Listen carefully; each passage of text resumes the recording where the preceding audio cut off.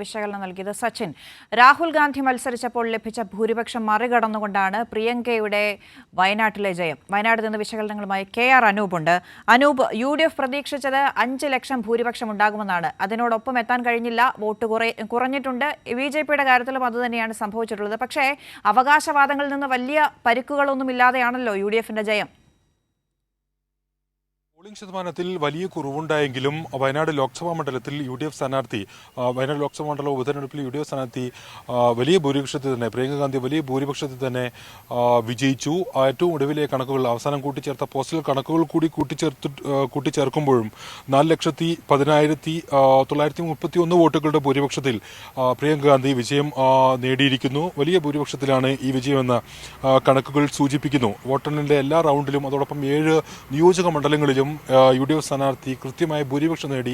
രാവിലെ 11:15 തന്നെ 11:15 തന്നെ പ്രിയങ്കയുടെ ഭൂരിപക്ഷം 3 ലക്ഷം കവിയുന്ന സാഹചര്യം വരെ ഉണ്ടായിരുന്നു. ആ വിധത്തിൽ എല്ലാ റൗണ്ടുകളിലും അവരുടെ ഭൂരിപക്ഷം ഉയരുന്ന ഒരു സാഹചര്യം വോട്ടെണ്ണലിന്റെ എല്ലാ ഘട്ടത്തിലും കാണുകയും ചെയ്തു. രാഹുൽ ഗാന്ധി മത്സരിച്ചപ്പോൾ 2024 ഏപ്രിലിൽ രാഹുൽ ഗാന്ധി മത്സരിച്ചപ്പോൾ നേടിയ ഭൂരിപക്ഷം കൂടി പ്രിയങ്ക ഗാന്ധി മറികടന്നു എന്നും കാണാം. 2024 ലോക്സഭാ തെരഞ്ഞെടുപ്പിൽ 6,47,445 വോട്ടുകൾ നേടി രാഹുൽ ഗാന്ധി 3,64,422 വോട്ടുകളുടെ ഭൂരിപക്ഷമാണ് നേടിയത്. ഈ ഭൂരിപക്ഷമാണ് ഈ ഉപതെരഞ്ഞെടുപ്പിൽ പ്രിയങ്ക ഗാന്ധി മറികടന്നത്. സഹോദരന്റെ വോട്ട് ശതമാനത്തെ മറികടന്നത്. അത് പൊതുവിൽ ഈ പ്രിയങ്ക ഗാന്ധിയുടെ ആദ്യ പാർലമെന്ററി പ്രവേശന മത്സരം എന്ന നിലയിൽ അത് UDFന് നേട്ടമായി തന്നെ വിലയിരുത്താം. അല്ലെങ്കിൽ ആ വിധത്തിലുള്ള വിലയിരുത്തലാണ് നടക്കുന്നത്. പോളിംഗ് ശതമാനം കുറഞ്ഞിട്ടും ഈ വിധത്തിൽ ഭൂരിപക്ഷം വർദ്ധിപ്പിക്കാനായതും UDFന്റെ ശക്തി കേന്ദ്രങ്ങളിൽ ഉൾപ്പെടെ വലിയ തോതിൽ വോട്ട് വിഹിതം വർദ്ധിപ്പിക്കാനായതുമെല്ലാം UDFന്റെ നേട്ടമാണ്.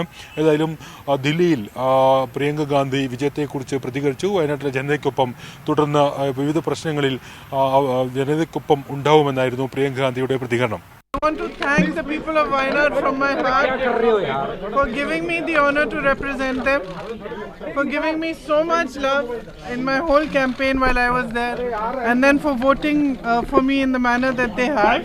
It's a testament to the fact that my brother worked hard there, and their love for him and their trust in me.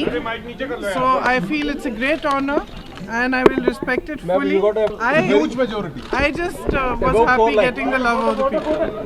You are elected. Now soon, in the next 2-3 days, as soon as my brother also starts.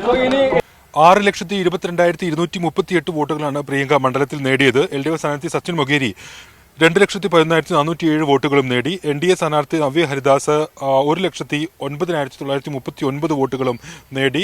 NDA LDF മുന്നണികൾക്ക് vote ശതമാനത്തിൽ വലിയ കുറവുണ്ടായതും ഈ കണക്കുകൾ വ്യക്തമാക്കുന്നു. ജനകീയ പ്രശ്നങ്ങളോ മറ്റ് വികസന പ്രശ്നങ്ങളോ അതൊന്നും ഈ പ്രചരണ കാലത്ത് ഉന്നയിക്കാതെ വൈകാരികതയിലൂന്നിയ ഒരു പ്രചരണമായിരുന്നു UDFന്റേതും പ്രിയങ്ക ഗാന്ധിയുടേതും എന്നായിരുന്നു LDF ഇതിനെക്കുറിച്ച് വിജയത്തെക്കുറിച്ച് അല്ലെങ്കിൽ പ്രിയങ്ക ഗാന്ധിയുടെ വിജയത്തെക്കുറിച്ച് പ്രതികരിച്ചത്. സത്യം മൊഗേരി LDF സ്ഥാനാർത്ഥി ആ വൈകാരിക പ്രശ്നങ്ങളിൽ ഊന്നി അല്ലെങ്കിൽ ആ വൈകാരികത ഉയർത്തിക്കൊണ്ടുള്ള പ്രചാരണമാണ് അവരുടെ വിജയത്തിന്റെ കാരണമെന്ന് പ്രതികരിക്കുകയും ചെയ്തു. റിസൾട്ട് UDFന് വിജയം ഉണ്ടായിട്ടുണ്ട്. UDF ജയിക്കാനുള്ള എല്ലാ വിധത്തിലുള്ള പരിശ്രമങ്ങളും അവർ നടത്തിയിട്ടുണ്ട്. അവർ പൊളിറ്റിക്കലായിട്ടുള്ള ഒരു വിഷയവും ഉയർത്തിക്കൊണ്ടുവന്നില്ല. വികസന പ്രശ്നങ്ങൾ ഉന്നയിച്ചില്ല. വളരെ സെൻസിറ്റീവായ വിഷയം വൈകാരികത സൃഷ്ടിച്ച് വോട്ടർമാരെ സമീപിക്കുന്ന ഒരു സമീപനമാണ് സ്വീകരിച്ചിട്ടുള്ളത്. LDF കാൻഡിഡേറ്റ് രാഷ്ട്രീയ പ്രശ്നങ്ങളും വയനാടിൻ്റെ വികസന പ്രശ്നങ്ങളും ഉന്നയിച്ച് ക്യാമ്പയിൻ ചെയ്തു, ജനങ്ങളെ സമീപിച്ചു.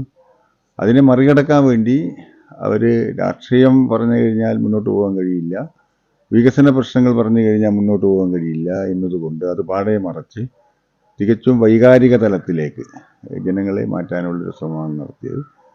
അങ്ങനെയാണ് അവർ ഒരു വിജയം കൈവരിച്ചിട്ടുള്ളത്, മികച്ച വിജയം കൈവരിച്ചിട്ടുള്ളത്. അങ്ങനെയാണ് അതിനെ കാണുന്നത്. വോട്ടെണ്ണലിന്റെ തുടക്കം മുതൽ തന്നെ LDF സ്ഥാനാർത്ഥി സത്യൻ മൊഗേരി 2ാം സ്ഥാനത്തും NDA സ്ഥാനാർത്ഥി നവ്യ ഹരിദാസ് 3ാം സ്ഥാനത്തുമായിരുന്നു. അവർ പ്രിയങ്ക ഗാന്ധി പൊതുവിൽ വോട്ടെണ്ണലിന്റെ എല്ലാ ഘട്ടത്തിലും വലിയ ഭൂരിപക്ഷത്തോടെ മുന്നിൽ നിൽക്കുന്ന സാഹചര്യം ഉണ്ടായിരുന്നു. ഏതായാലും പ്രിയങ്ക ഗാന്ധിയുടെ വിജയത്തോടുകൂടി അവർക്ക് മുന്നിലെത്തുന്ന പ്രശ്നങ്ങളും നിരവധിയാണ്. വയനാട്ടിൽ ഈ ലോക്സഭാ മണ്ഡല തെരഞ്ഞെടുപ്പിനിടെയാണ് അല്ലെങ്കിൽ ഈ കാലയളവിനുള്ളിലാണ് രാഹുൽ ഗാന്ധി റായ്ബറേലി നിലനിർത്തി വയനാട് ഉപേക്ഷിച്ചതിന് ശേഷമാണ് ചൂരൽമല ഉരുൾപൊട്ടൽ ഇപ്പോഴേ ഉണ്ടായത്. ആ പറഞ്ഞതുപോലെ വിഷയത്തിൽ പ്രതീക്ഷിച്ചതുപോലെ 5 ലക്ഷത്തോളം ഭൂരിപക്ഷം ലഭിച്ചില്ല എങ്കിലും രാഹുൽ ഗാന്ധിയുടെ ഭൂരിപക്ഷത്തെ മറികടന്നാണ് പ്രിയങ്ക ഗാന്ധിയുടെ വയനാട്ടിലെ വിജയം. അനൂപാണ് വിവരങ്ങൾ നൽകിയത്.